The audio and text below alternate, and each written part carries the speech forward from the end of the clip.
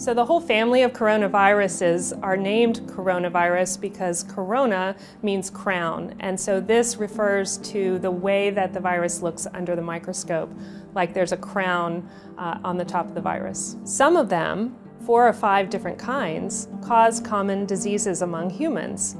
Everything from the common cold to mild or moderate respiratory illnesses. Other kinds of coronaviruses affect animals. And sometimes, on rare occasions, we see coronaviruses jump from animal species into the human population.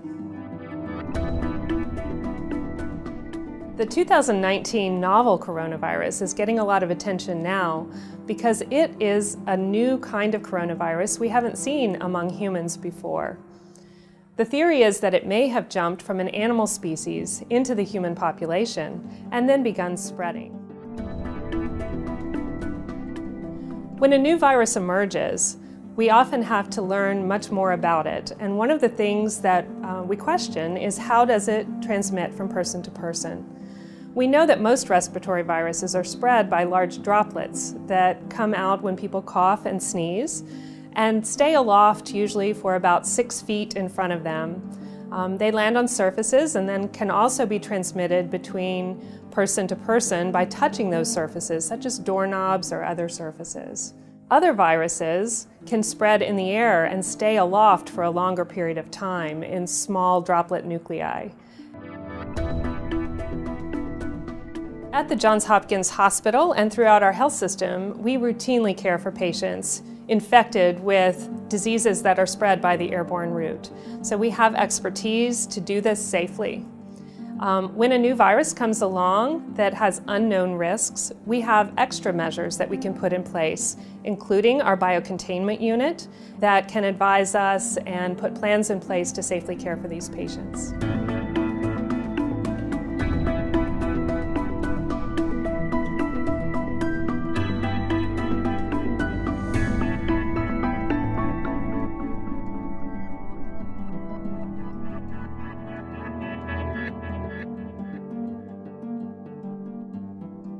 Today we're going to talk about the symptoms associated with COVID-19. They're quite a bit different from a regular cold. Let's see how.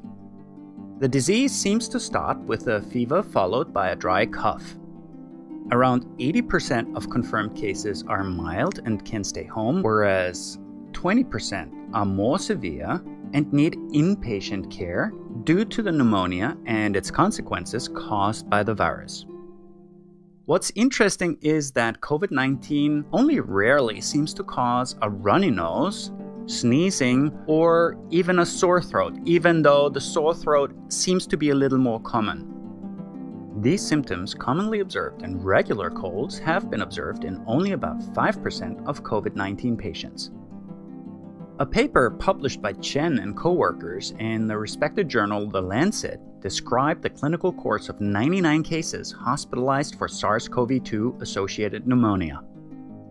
They found that fever and cough were the most common symptoms of COVID-19, followed by shortness of breath. So the classical symptoms of pneumonia seem to be dominant in these patients. 17% of patients in their study treated for COVID-19 developed acute respiratory distress syndrome, or ARDS, a severe complication of COVID-19 and other pathogens, and had to be mechanically ventilated.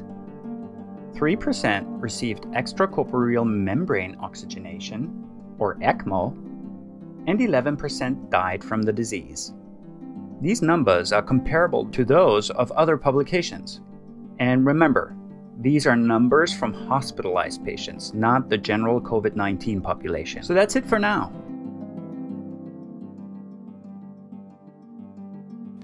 Hi, I'm Dr. Jay Butler, Deputy Director for Infectious Diseases at CDC. I'd like to talk to you about the new virus that causes the disease COVID-19. Older adults and people who have severe chronic medical conditions like heart, lung, or kidney disease or diabetes may be at higher risk for severe illness from COVID-19. If you are one of the people at increased risk for serious COVID-19 illness, it's especially important for you to take action to reduce the risk of getting COVID-19 now. The first thing you can do is take care of your own health. Wash your hands often with soap and water for at least 20 seconds.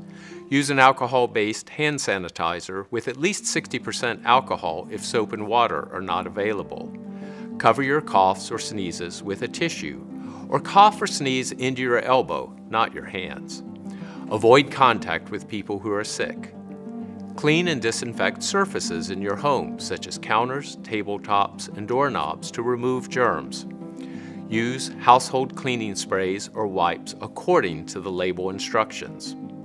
The next thing you can do is make a plan for what to do if you do get sick. Know who will take care of you if your caregiver gets sick. Talk to your healthcare provider about getting extra necessary medications to have on hand.